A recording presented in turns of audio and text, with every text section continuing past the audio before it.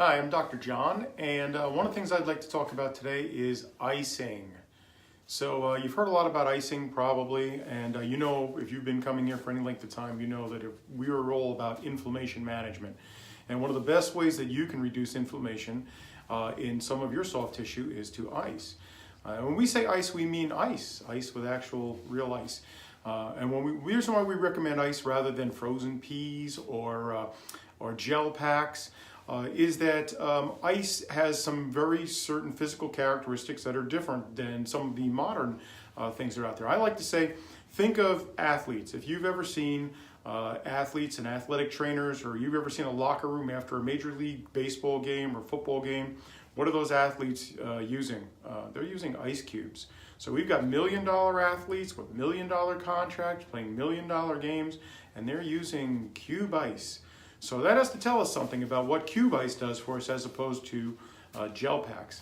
So first of all, ice can't get warm.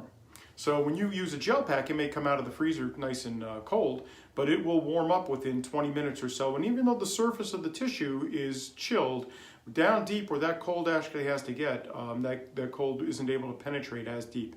So what we recommend is good old-fashioned ice bag and the reason why we like this rather than a plastic bag is that the canvas provides enough insulation that you can put this directly on the skin without it causing you any kind of freezer burn. It's very hard to actually hurt yourself with cube ice also. Gel packs and things like that come out of the freezer very, very cold, and those can actually damage your skin if you put them right on your skin.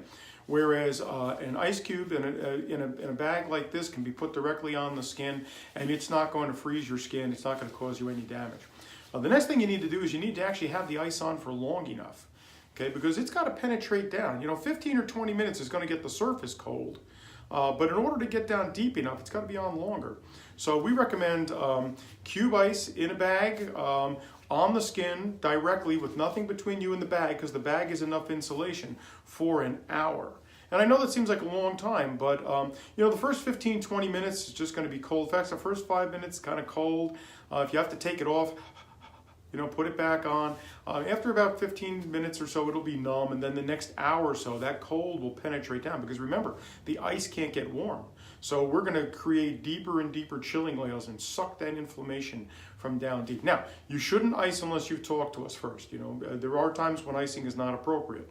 But if you've been instructed to ice, hopefully this will give you some ideas and reminders about how. So remember, 1 hour, cube ice in a bag like this, directly on the skin. If you have to use a plastic bag, then you want to put a paper towel between you and the bag, but I suggest that it's a moist paper towel because any kind of insulation will actually prevent that from getting down too deep.